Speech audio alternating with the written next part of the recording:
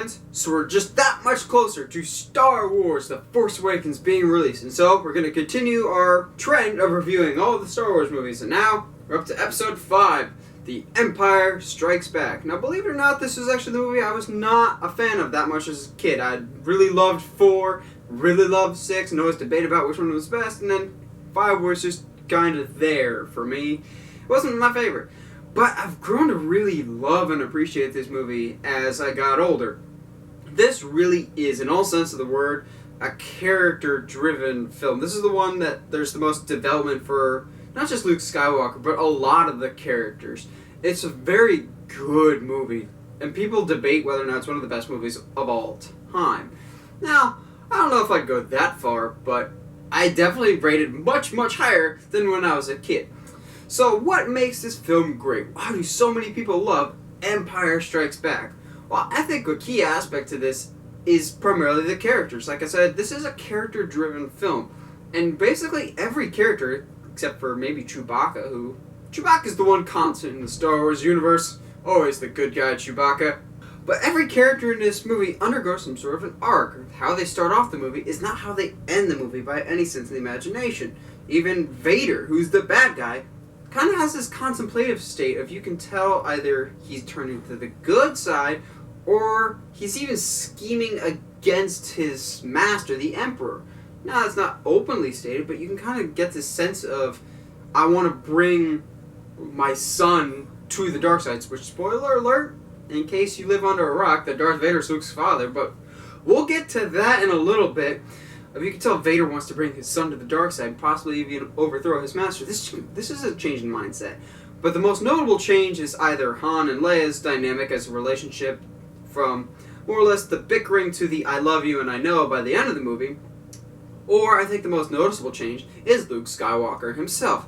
I compared Luke Skywalker to a whiny brat in episode 4 in my review of that, and I still stand by that. He was a whiny brat in episode 4. But somewhere in between episodes 4 and 6, when he's a Jedi Master, he needed some form of development. He needed some form of growing pains. And how do you get growing pains? You get your hand chopped off. Yeah! So yeah, Luke goes and undergoes a really interesting transformation, going from the person that we knew he was to the person we know he will become, the great Jedi Master. And it was really cool to see this transformation that he undergoes with Yoda in this alternative training. It was a great scene with Yoda raising the X-Wing and basically saying, yeah, you're bigger than I am, but I trust in something unseen. I believe in the Force, therefore I will always be stronger than you. It really more or less gave us a better idea of what the Force was at the time. And it was really cool to see that. Now, this movie is very much a character movie, but it's got some great action scenes. Like Hoth, for example. That's a great way to start off any movie. And when the Empire comes to find the rebels on the ice planet of Hoth, they bring everything they've got, and the rebels are not prepared for it at all. To this day, I still say the AT-ATs are some of the coolest vehicles in Star Wars lore. They're fantastic, and I always want those in my corner in a fight. They're spectacular, and they're spectacular to look at. Hoth as a planet I never liked as a kid. I was just like, there's so much snow, make it go away. Which is weird, because I like snow, but whatever. But then you got exotic locations like Bespin and Cloud City, or Dagobah, the home of Yoda. It's really cool to see these new locales, and Star Wars has such fantastic planets and this greater universe and lore.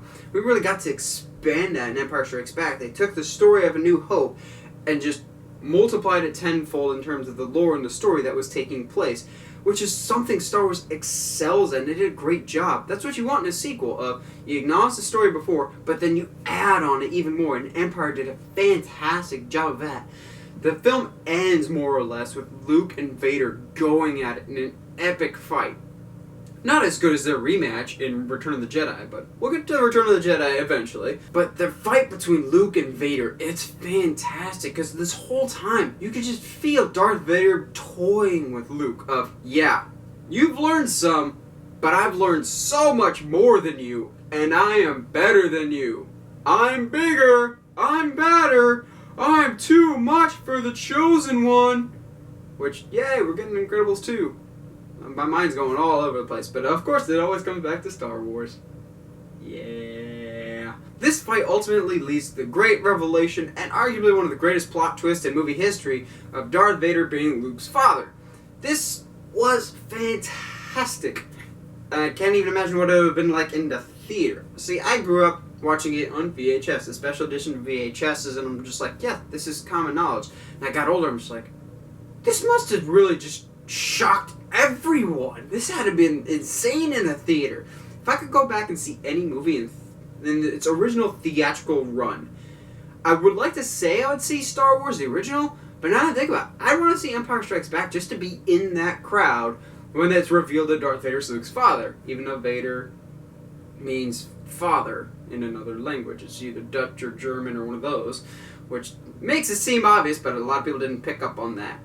But Empire Strikes Back is a great character movie. It's very different from A New Hope, but still excellent, and I will give it a 9.5 out of 10, and every Star Wars fan has seen this movie numerous times, and I myself have grown to have a deep appreciation for this movie, as it's a nice bridge between the new world that was established in Episode 4, as well as the end conflict in Return of the Jedi. And it's a nice centerpiece. It grows the characters, it grows the universe, which is ultimately what you want from a sequel. What would you guys think of Empire Strikes Back? Let me know in the comments below. And as always, if you like what you see and want to see more, subscribe to the channel, or find me on Facebook, Twitter, or Instagram at 17 Movie Reviews. Stay sharp, movie guys and gals, and may the Force be with you.